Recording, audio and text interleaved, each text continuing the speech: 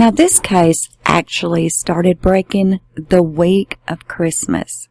And as most of you know, I have been away since right before Thanksgiving due to some family issues that I will get into later and let you all know what's going on. But right now, this case really needs some attention brought to it. I wasn't even aware of this case until yesterday when my sister, who most everyone knows, does pretty much all of the research on this channel for me. This case is truly baffling.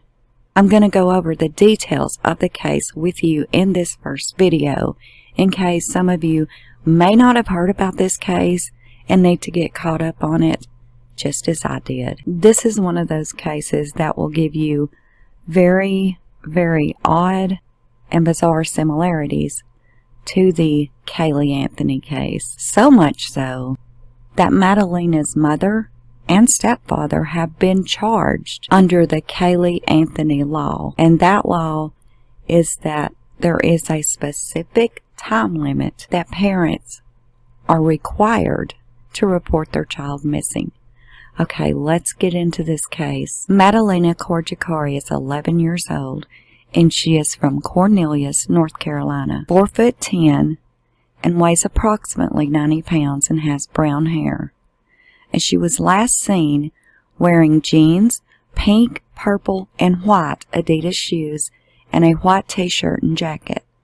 Now, authorities are asking anyone with information about Madalina to call the Cornelius Police Department at 704-892-7733. Madalina was last seen on the evening of November the 23rd at her home in Cornelius, North Carolina. She was not reported missing until December the 15th. Although the Charlotte Observer reported spokesperson had previously told them that Madalina was reported missing to the school resource officer on December the 14th, and the Cornelius Police Department and FBI began investigating on December the 15th. Her mother reported her missing to the school resource officer, and it was immediately reported to law enforcement, who asked for the assistance of the FBI. By December the 19th, the FBI had expanded the search across land and water, while also following multiple leads.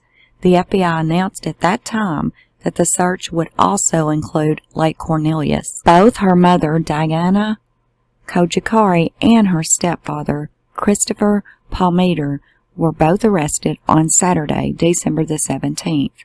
They were charged with failing to report a missing child.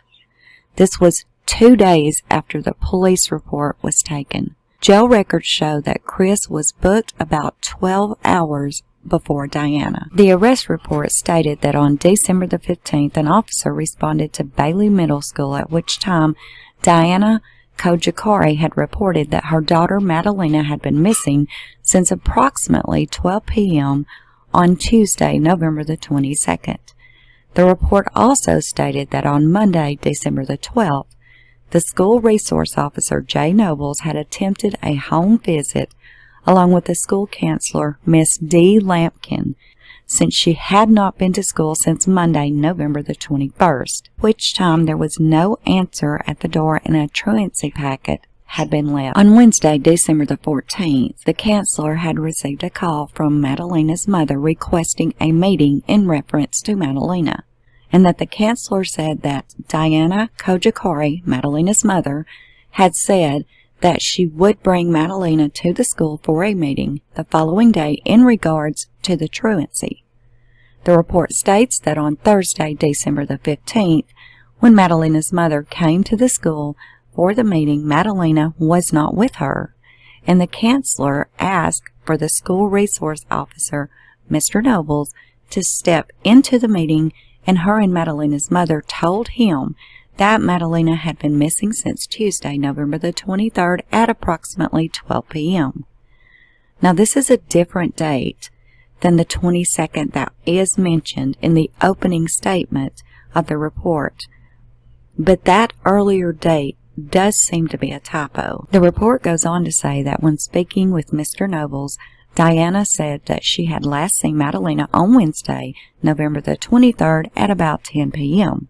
Diana said that she and her husband, Christopher Palmitter, had argued that night, and the next morning that he had driven to his family's home in Michigan to pick up some items. She said that when she went to check on Madalina in her bedroom at around 11:30 a.m. on the 24th, she noticed that Madalina was not in her room. She said that she would wait until Saturday, November the 26th at about 4 p.m. when her husband Christopher returned home to ask him if he knew where Madalina was. Now, why would she not call her husband immediately when she saw that Madalina was missing? Why would she wait until he returned home 2 days later? Makes no sense. She said Christopher said that he did not know where she was and asked her the same question in return. Do you know where Madalina is? The officer taking the report then asked why she had not reported Madalina missing earlier, and Diana said that she was worried that it might start an argument between her and Christopher. Imagine that. The school resource officer then asked Diana to contact Madalina's stepfather and to have him to come to the school. He then contacted Detective G. Patterson and Detective B. Nichols for assistance. It goes on to say that when Christopher was talked with on December, he said that he had left his house on November the 23rd to go to Michigan. He said that he did not see Madalina the day that he left, and he believed that the last time that he had even seen her was the week before he left to go on his trip. He said when he returned on November the 26th, he asked his wife, Diana, where Madalina was, and that she said she didn't know. So Christopher told Diana that he didn't know where Madalina was either. He said that he had asked Diana if she had hidden Madalina, and Diana asked him the same question, and they both said no to each other. Chris said that he did not report Madalina missing to the police at this time. He said that he had spoken with Diana several times about Madalina's whereabouts over the following 3 weeks, and both had continued to say they did not know where she was, but they did not contact the police during this time to report her missing. Now, on a personal note, having seen as many police reports as I have, with inaccurate things being put into the reports, I would personally like to see more information before taking this report as absolute fact as to what occurred during this meeting. But it does seem very suspicious that this child had been gone for 3 weeks and not been reported missing by either adult that she was in the care of. Now, personally, myself as a parent, I would have been losing my mind looking for my child within the first minutes, and definitely have filed a report within the first 24 hours without having seen her. I cannot fathom any reason a parent or a step-parent, let alone both, would not do so unless there is more to this story. Now, the last confirmed sighting of Madalina was on November the 21st. This is when she was caught on video getting off of the school bus at 4:59 p.m. near her home in an upscale suburb of Cornelius in Charlotte, North Carolina. The only person who reports seeing her after that was her mother, who said she last seen her 2 days later. A spokesperson for the school was reported to have said that the school had tried to call about her absences several times before they visited the home. On December the 23rd, Madalina's parents were formally indicted by the grand jury for failing to report her missing for nearly 3 weeks. They were indicted on the same charge they were originally arrested on, but the indictment reportedly was pointed towards a statute known as Cayley's Law. Madalina migrated to the U.S. with her mother from Eastern Europe in 2017, and the family have lived in Cornelius since that time. Diana reportedly was on a reality TV show about weight loss in 2014 before moving to the U.S. And according to a Romanian journalist, Lucifina Pascal, Diana never actually even met Christopher in person before getting engaged to him, and he is 23 years her senior. Madalina's stepfather, Christopher, is also said to have family in Eastern Europe. Madalina's other family have put out a handwritten letter asking for anyone with information related to her whereabouts to contact law enforcement and come forward. It has also been reported that investigators were at one point focused on a fire pit that was in the backyard of the family home, where some couch cushions were burned at around the time of Madalina's disappearance in November, before the police had been notified.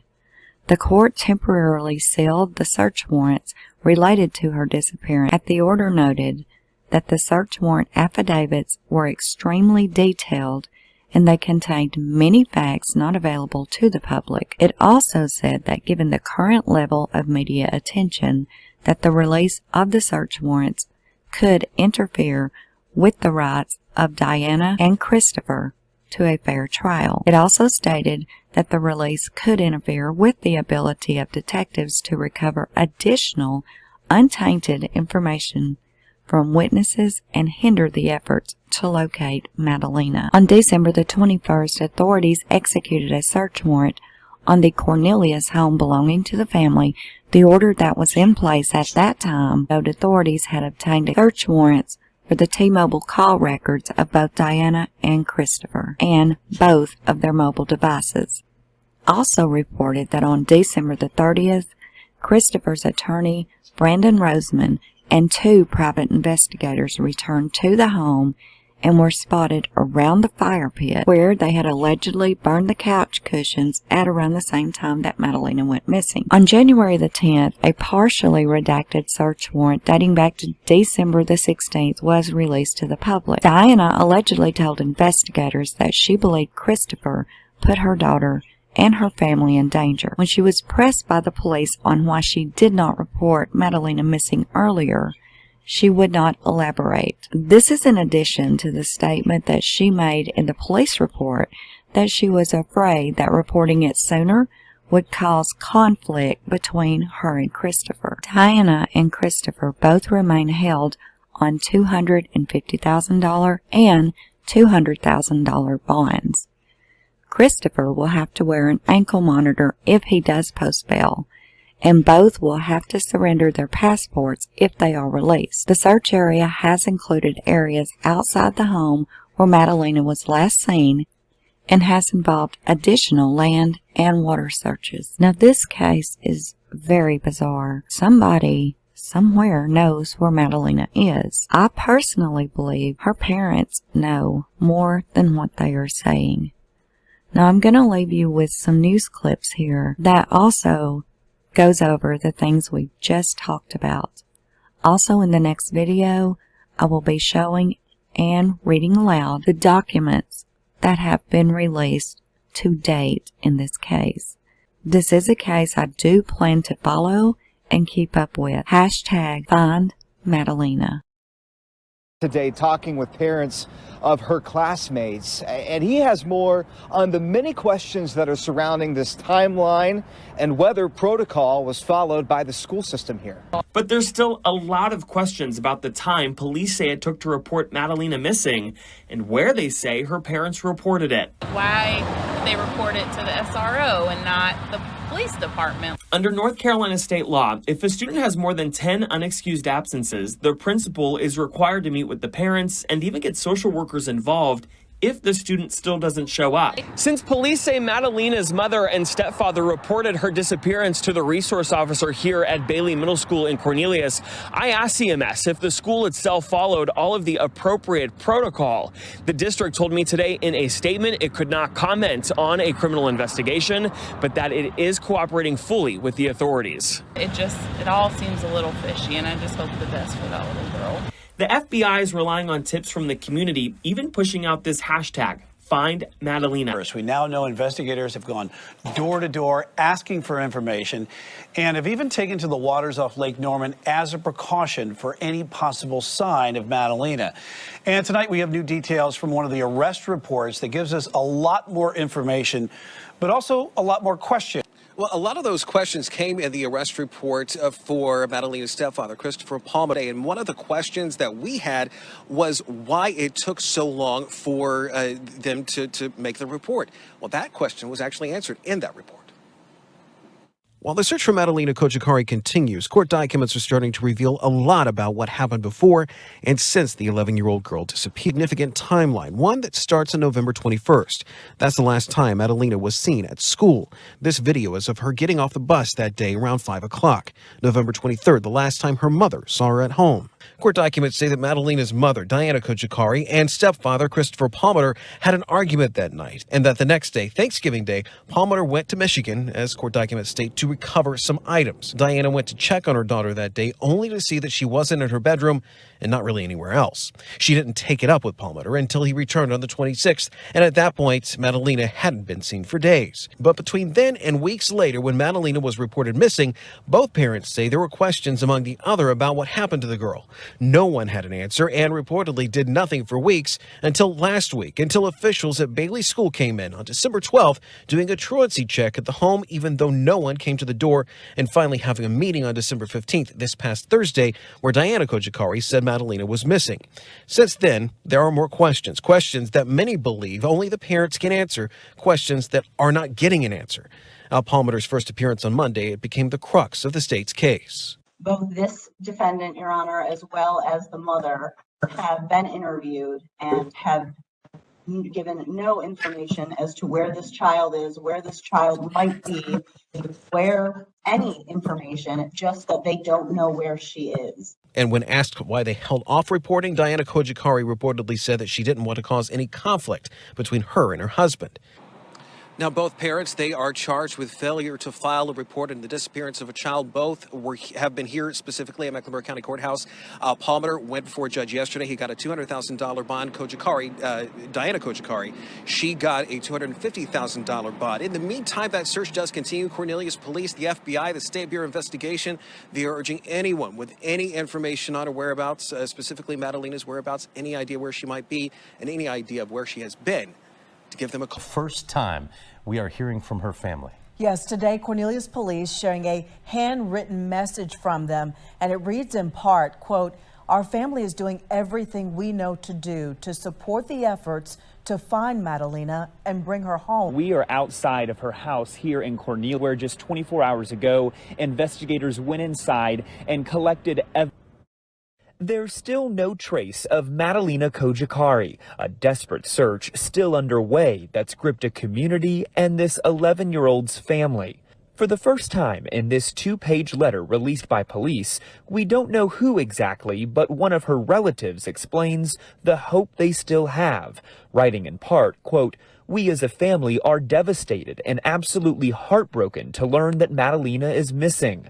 Going on to say, "Our family is doing everything we know to do to support the efforts to find Madalina and bring her home.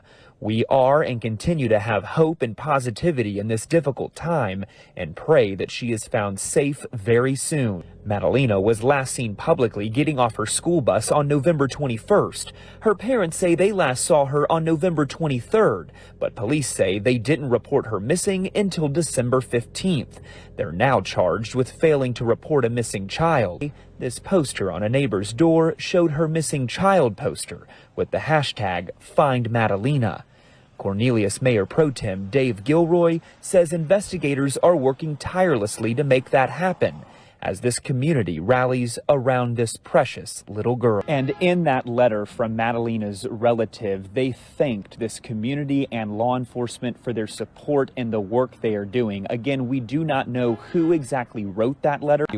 A case that has gripped our community. Madalina Cojocari has not been seen publicly for a month. On November 21st, the 11-year-old got off this school bus in Cornelius, and that's the last time the police say that anyone besides her parents have confirmed being able to see her.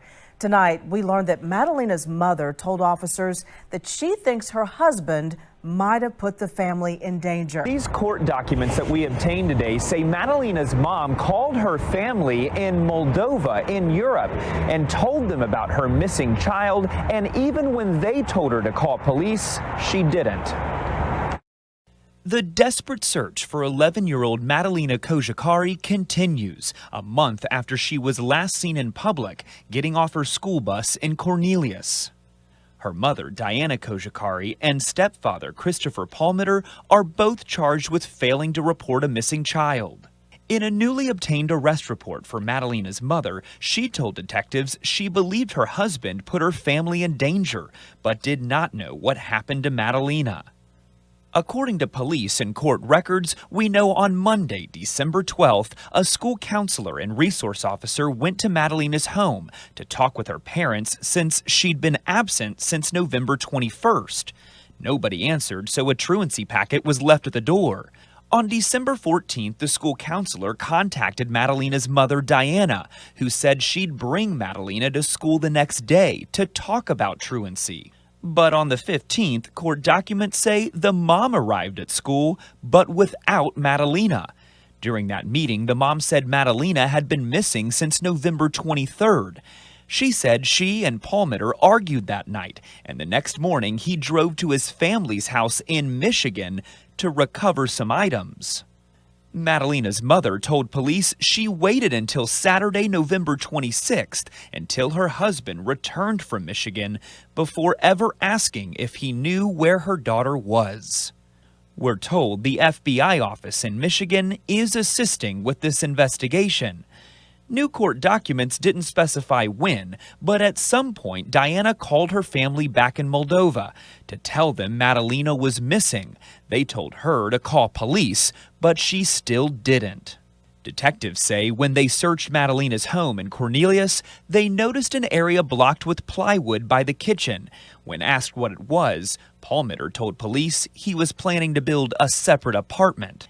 Ann Glazer with Pat's Place Child Advocacy Center says this is a tragic case, and she asks everyone to know the signs to look for. Be watching for changes in behavior, someone being more sullen, someone being unkempt, someone who seems fearful or maybe sleeping more or real tired. Just know people's routines and, keep an eye on one another. And these court documents also say that Madalina's mother told police that her daughter didn't have a cell phone, but that some of her clothes and her backpack were missing from her home.